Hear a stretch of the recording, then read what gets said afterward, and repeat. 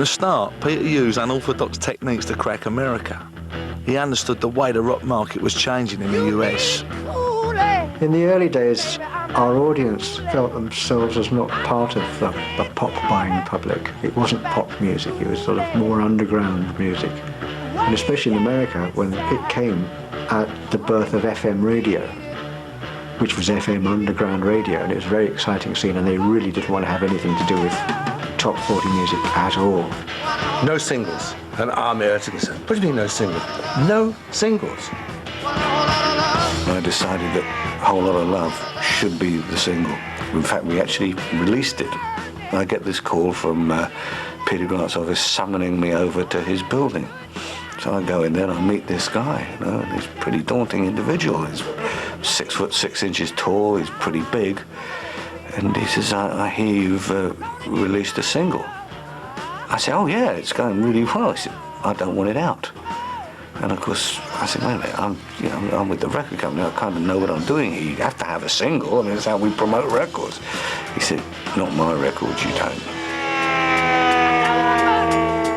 The record company was exasperated by Peter's refusal to abide by the long-established rules of promotion, but they couldn't argue with Zeppelin's success. To us, it was like, you know, taking away a very important tool in breaking a group. But we were not allowed to put out singles. He did not want them to appear on television, which made it also very tough to promote. 5,000 radio stations driving them mad to put out Whole Lot of Love as a single. And they've got orders in for like 800,000 if they want it. And Peter Grant says, remember what I said, no singles. And he was right, because they sold 800,000 albums. Zeppelin mania began to engulf America, but Grant never forgot what he'd learned during his van driving days. He understood the importance of professionalism and putting on a spectacle. He turned down an appearance at the Woodstock Festival because he sensed the event would dwarf any individual band. He was brilliant in how to present the band, and he'd say, don't do this, you know, don't do that. Or, we ought to go here, but then we, you know, won't go there, and then now we'll go here, and I think this is a good time for this. That was how he operated with us. Peter had total and utter control over the guys in terms of their emotions. He kept them very, very together, which was, I think, a feat, really, because when you walk on stage and there's 100,000 people out there going like this, I mean, you're 20 feet tall, I guess. Zeppelin were trampling all opposition underfoot. At one concert in 1973, they broke the US box office record previously held by the Beatles. Grant now had the leverage to rewrite the financial terms of the music industry in Led Zeppelin's favour.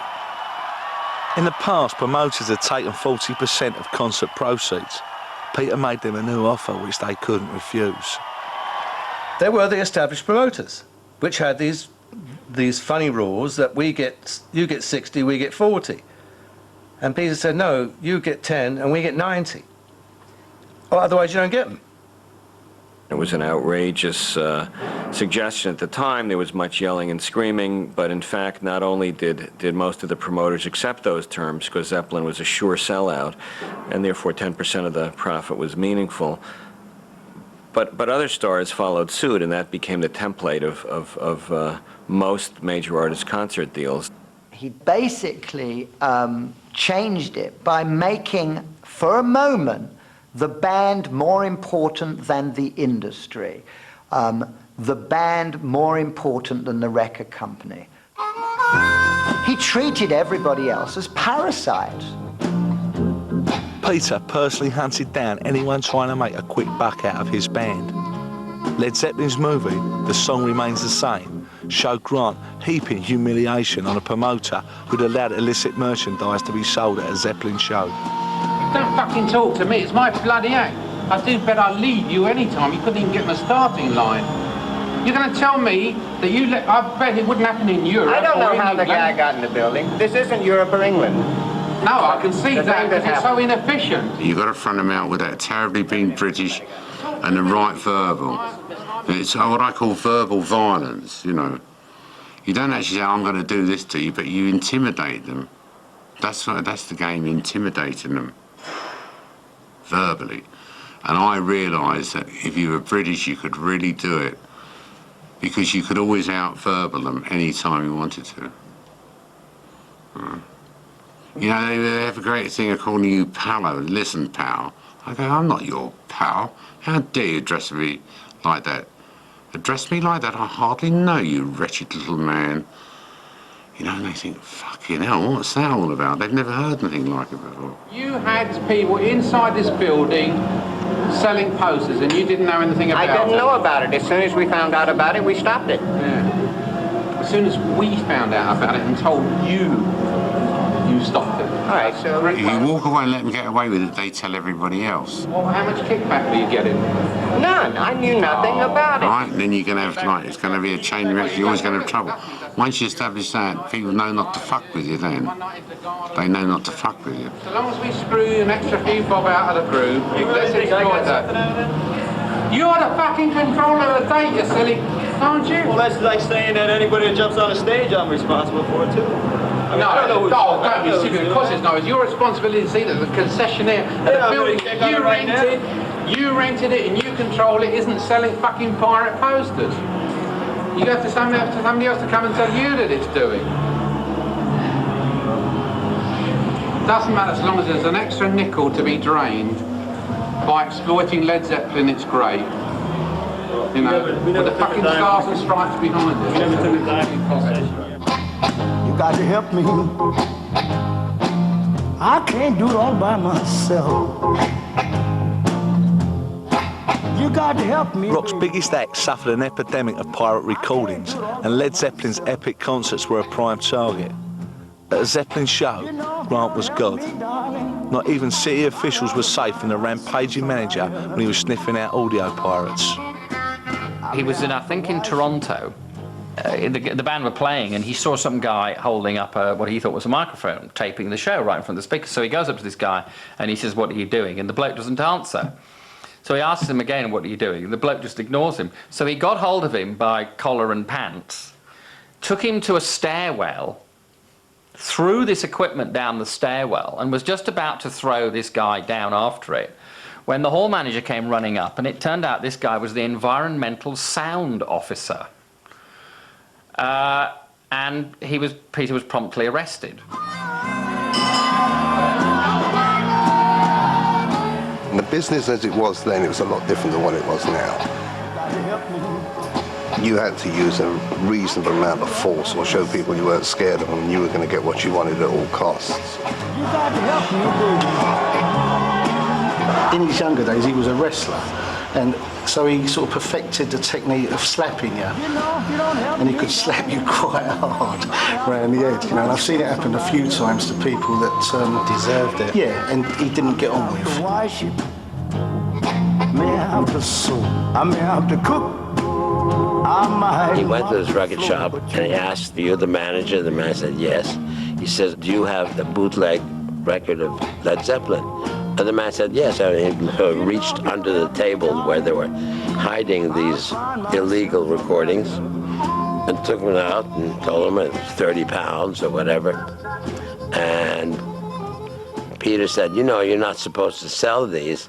And he grabbed this man's arm and he started to squeeze it.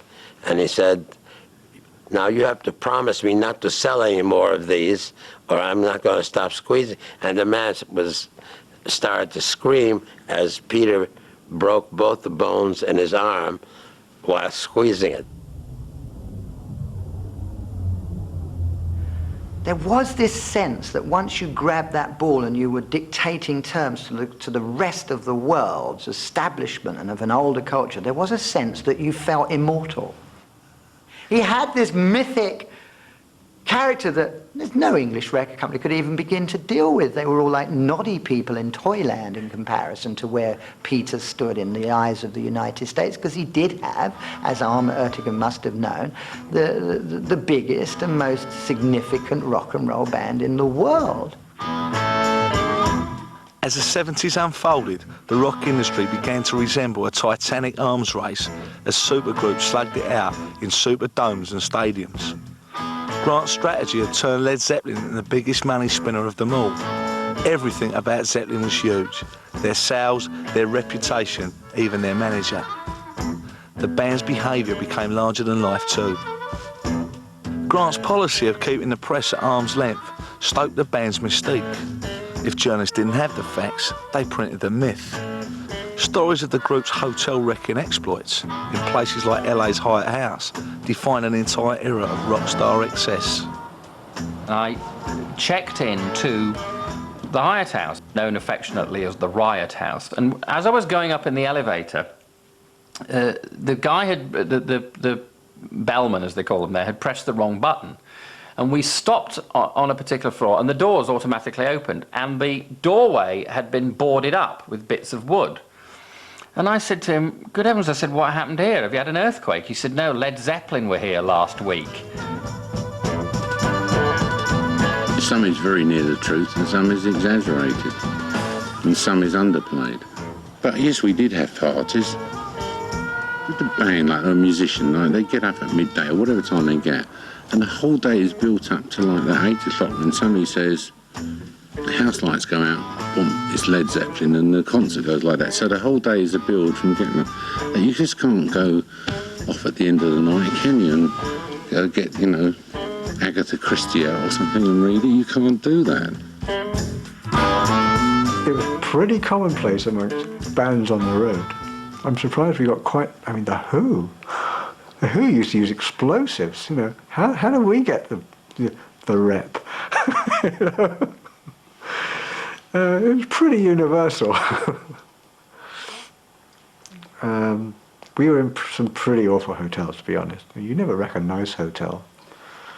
And after a while, it used to get so that the manager would actually put you in rooms that needed redecorating so that he would get them paid for. John Bonham was Zeppelin's rowdiest demolition man. He got homesick and drank too much, then ran amok. Grant played Big Daddy and made sure all the damage was paid for. Bonzo was on a rampage one day and he smashed everything. He even got the security in to help him smash the pool table because he couldn't do it on his own. And you know, before we were checking out, they came up and the guy happened to be English. And he's looking at all the damage and he said to Bonzo, kind of looking down his nose at him very smugly, oh, you left the mirror. Bonzo said, oh, did I? I'm sorry about that. Took it off the wall, smashed it straight in front of him. You know, I mean, they were absolutely demolished if they were done, but I mean, it wasn't every night. Led Zeppelin left a trail of wreckage as they crisscrossed America like a marauding army. But their ability to live outside the law was a powerful element of their appeal. They acted out their audience's wildest fantasies. Even a wrecked hotel room seemed like a blow for freedom. When we went to pay the bill, the manager asked about all the damage. We said, well, just give us the bill for the damage. So we paid him for the damage and he was like seething. And Peter said, look, you've been paid for the damage. He said, you know, what's the big deal? And he said, it's not that. He said, it's just that you guys can do what you want. He said, I like working in this hotel. He said, I hate this. I'd love to do what you do. He said, pick a room and give me the bill. And the guy went down, threw everything out the window, smashed the windows and gave us the bill. Peter got the cash out. That was it. Have that one on me, and off we went. The myth of Led Zeppelin was beginning to take on a life of its own. Jimmy Page's interest in the occult added a frisson of unholy magic. When Peter Grant returned home to his moated grange in Sussex, he brought the mysterious aura of Led Zeppelin with him. I remember the local taxi office would never come down to pick us up because they always said that we had crocodiles in the moat, and also some of the villages, they were a bit sort of chinny really around. It was like a little sort of exclusive village. They always said that we sacrificed babies. Sacrificing of babies and crocodiles, and it actually made you laugh. Well, obviously, because I mean, no, it was nothing further from the truth, really. Yeah. Horse lunges, we lived in our own little sort of world, and Mum and Dad had their great parties. You know, we had a medieval party once, we had jousting on the lawn and all, you know, the cider and all these big feasts and that. Dad used to invite the local vicar and get him pissed, you know. And all the ladies from Mum's coffee mornings, you know. You saw people in a totally different light. But, yeah, I mean, we didn't really care, you see. We didn't really care about what people thought of us. Mum and Dad didn't, and especially Dad didn't. Dad never cared about what anybody thought of him. But the tension between keeping the Zeppelin juggernaut on the road and maintaining personal relationships was bound to cause casualties. One of them was Peter's marriage. Dad was determined, come hell or high water, to keep his children, no matter what it took. And yeah, we stayed with Dad. And that was quite a sort of frightening thing, I think, for Dad to take on, because, like, all of a sudden he's got to become sort of Mum and Dad together, you know, to look after us. But I think he did a fantastic job. And we really did, the three of us, we really stuck together, you know, and it sort of really proved that closeness that we'd always had. It was difficult when he went away, but he would always keep in contact with us. And before he used to go, he used to give us all myself and Helen, he'd have an itinerary list. So we'd know where he was, each show he was going to, what time the show would finish, what time he was due back at the hotel. So we could always be in contact. He loved being at home, he loved the family life. When he actually had to go back, I think it wasn't a guilty thing, he just felt very sad. But at the same time, he had to work. He loved his job. He loved going away, he loved being around the whole scene. Under Peter's guidance, Zeppelin had become the swaggering supermen of rock. But they would soon see the dark side of success. Professional strains and personal loss would test Grant's powers to the limit.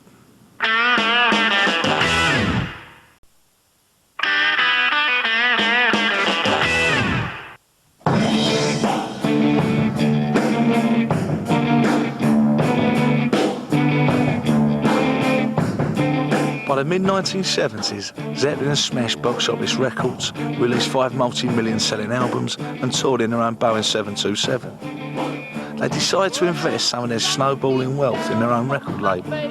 Swan Song would put out Zeppelin's albums as well as signing other acts, including The Pretty Things, Maggie Bell and Bad Company.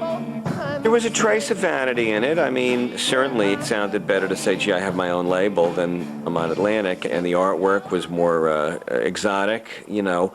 But at the same time, Bad Company's album went to #1 and sold millions of records, so that was not mere vanity, that was a real success. And that's a band that today is still remembered, and their songs are still played on the radio. So they at least spawned one bona fide other star from the bosom of Swan Song besides just Led Zeppelin's records, and that differentiated it from the Jefferson Airplane label, or the Grateful Dead label, or even the Beatles label. Feel like making. Feel like making love. Oh yeah. Feel like making love. When an artist signed to Swan Song, they hadn't just found a record label, they got management by Peter Grant too. Grant tried to give his other artists the same artistic freedom and protection from corporate interference, which had worked so well for Led Zeppelin. Nobody said he was dodgy, but everybody said he was a bit sort of to be feared, you know, and all that. But I always found him very sort of father-like, you know, very. I would imagine if he wasn't working for you, he could be quite fearsome, but he was sort of very paternal towards us, our little band, you know. Coming from humble beginnings, he was always like protecting or looking out for the ordinary bloke, i.e. musicians like myself. He didn't feel any guilt about getting some mega deal for us, and I was like, how much, you know? Oh, well, they can afford it, you know. And I told them they couldn't have Zeppelin if they didn't. From the shabbily appointed offices in London's King's Road, above the British Legion, Peter ran Swan Song with the help of his faithful squad of roadies and minders. He hated the idea of running a conventional record company. Later, he wondered if he should have been running one at all. As much as he loved Bad Company, and as much as he liked their music, I think with hindsight he felt that the record label was a mistake. And that's something, you know, everybody who gets into this game, one of the driving forces is ego. I mean, probably a lot of the viewers of this will think it's money. It isn't. Money is the byproduct of what you do. What drives most people is ego. And once you become a successful manager, you get all these aspirations to have empires and to be some sort of mogul or something, which is bollocks. Grant was born to be the manager of Led Zeppelin. Everything else proved to be a distraction. He could be unnecessarily confrontational to his own detriment when people, after a certain point, wanted Peter Grant to like them, wanted to be in business with him. But he wasn't an empire builder, he was a manager. And he really was driven by a particular sense of identification with his artists, particularly with Led Zeppelin. That's what he wanted to be, and that's what he wanted to do, and that's what he was good at. Grant had built Led Zeppelin's road crew into a tight little gang with a rough reputation, who sometimes got out of control. In California in 1977, Grant, John Bonham and 2 Zeppelin roadies were arrested after a security man had been beaten up. Sometimes they would all get out of hand, and sometimes Peter got out of hand too, and they had an altercation in San Francisco involving Bill Graham, which was unfortunate. It did get out of hand. There was a certain amount of bullying that went on that shouldn't have happened. And I'm sure that Peter, if he were here now, would really regret it. But nonetheless, it did take place. Once again, possibly drug-induced some of the time. The paranoia thing that drugs cause maybe cause these extreme adverse reactions. The late 70s were turbulent times for Led Zeppelin. The punks derided them as bloated dinosaurs, and long inactivity strained the band's personal relationships. In 1980, they roused themselves for their first major European tour for 7 years. Then, all their plans were torpedoed by the death of John Bonham. The drummer choked in his sleep after another session of heavy drinking. Grant had grown especially close to Bonham. He was inconsolable. We were just rehearsing for a tour to go to America. I think tickets had been sold even. So whatever had gone on has been put aside and, you know, all ready to go again. It's kind of a clan thing, you know. You're in the family or not. And once John passed away, nobody else could replace him. So there's no point in going any further now. And that was it. Which was a brave thing to be able to... we find another, not him. It was incomplete now. It was not just like a very dear friend that had died. It was like part of... He knew then, I think, when John had died, that a part of your life, big part of his life had died as well. The house, which was quite fun and bright and breezy as such, was like a bit like a morgue really for a little while. People was frightened to make any noises, you know, people were whispering rather than talking, and you was like walking on eggshells really, because you know you didn't know what to say just in case, you know, you said the wrong thing, and you know, and he would take it badly. He had this image of being this huge man that was fearless and all the other stuff that built up his image, if you like, but there was a very sensitive side to him, and it really did have a tremendous effect on him. He became reclusive.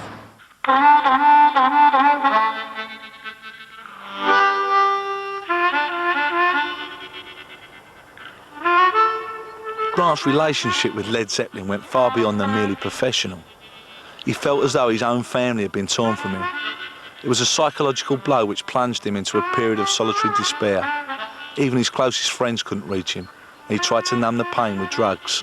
I think by this point, and I know he wouldn't mind me saying this, I think the Peruvian marching powder was starting to get into the picture.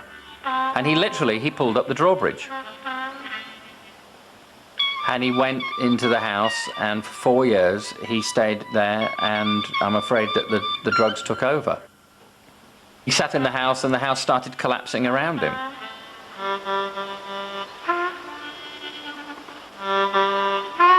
The members of the band and also the members of Bad Company were having trouble getting a hold of him, and he was beginning to lose control of the musicians he was representing. And every time you called, there was always an excuse. One of the members of Bad Company said to me, he must be the cleanest man in the world because every time I call, he's in the bathtub. He was managing me for a while, but then I couldn't contact him at all for a while. Nobody could contact him, and so I kind of wrote him a letter saying, well, I don't really think it's working out, and maybe another time, you know, maybe again, you know, do some work together, fine, and it kind of ended like that. Jimmy and Robert couldn't get him on the phone for weeks on end. I used to have to go down to Horse Lounge's manager and dial up Jimmy Page and say, "Here, Peter, speak to Jimmy." That's how bad it got at one particular point. I used to go down to Marks and Spencer's every day and spend 50 or 60 quid on sandwiches and trifles. After a period of time, the manager used to come over and say hello to me, and he said to me one day, "What do you work at?" And I just didn't have the art to turn it. I was buying it all for one guy, so I told him I worked for a children's home, and they were treats. So he was well impressed with that, the manager. So, you know, every day he would carry my shopping out to the car to make sure I didn't get a parking ticket. And that, you know, I just didn't have the art to say to him that I'm buying 50 quid's worth of sandwiches and trifles for a couple of people at the manor house. The end of Led Zeppelin took away Peter's main purpose in life. For years he felt crushed by the loss. Swan Song disintegrated, and Grant's absence left his artist no choice but to seek guidance elsewhere. But eventually, daylight began to seep into Peter Grant's shadowy world. I think he just woke up one morning and thought, fuck this. You know, this is ridiculous, sitting here feeling sorry for myself. You know, there's a life out there. I'm going to get on with it. And you know, he just woke up one morning and thought, that's it, let's get out of this and start afresh. And that's what he did. And he pulled himself out of it, and he got his act together. I'm really proud of him for that, you know. He eventually kicked it. He just flushed the... He told me he locked himself in a room for 3 days with a flagon of orange juice. He flushed the drugs down the toilet, and he stayed in there for 4 days doing cold turkey, and he never touched a drug afterwards. And the roadie came up to him afterwards and said, "Peter, if only you'd told me, I could have got you a refund." At last, he was able to accept that a chapter of his life had closed. The world was about to see a fitter, happier Peter Grant, who had abandoned his destructive rock and roll lifestyle and adopted a positive new outlook. He came to see me in my hotel, and when I saw him, I couldn't believe it was the same man. He must have lost 250 pounds, and he was dressed in a very well-cut suit with a smart necktie, and in a way I'd never seen him before. He looked like a banker. And he was a thoroughly different person, but he still had that marvelous glint in his eye and that very warm smile. I was pleased to see him come through that, you know. I think once he got over all that Zeppelin stuff, he sort of got on with it, you know. Come out of... It's like mourning, you know, when somebody in your family dies. You can't sort of deal with life, and then you get over it in time, and then you get to grips with it all and start again. In a decisive break from the past, he moved from his gloomy mansion to the sea air and sedate pace of Eastbourne.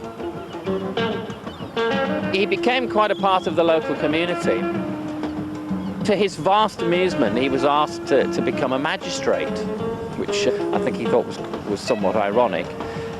I remember on one occasion he asked me if I would go along with him and judge a talent contest which is taking place in the pier just behind us.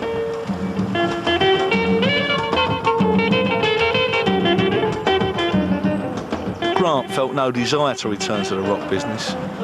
He had the time to indulge his love of classic cars, and he occasionally amused himself by pretending to be a chauffeur with his close friend, Lord John Gould. We go and do a few weddings together. They had no idea who was driving.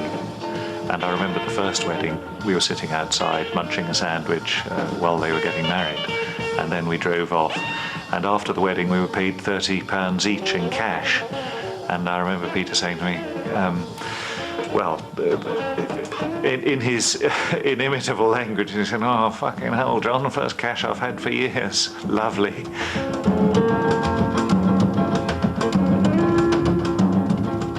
The fondest memory, I think, is when the kids were born.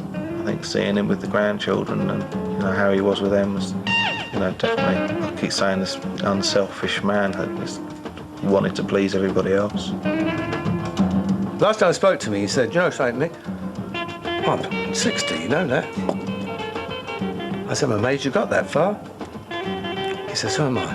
And he didn't get much further than that, did he?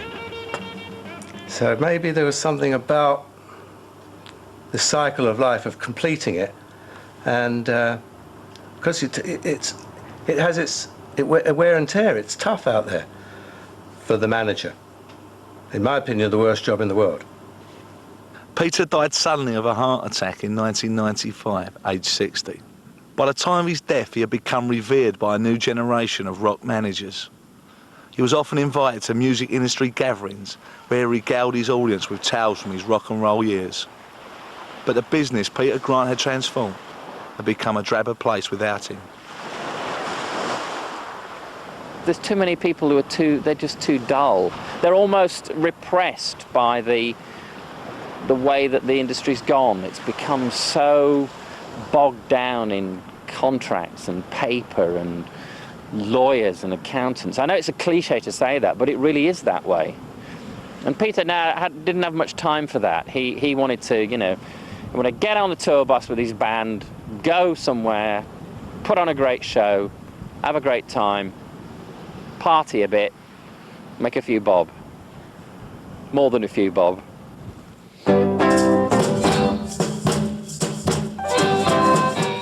And next Wednesday at 1:05, a profile of the man behind Bros and East 17, Tom Watkins.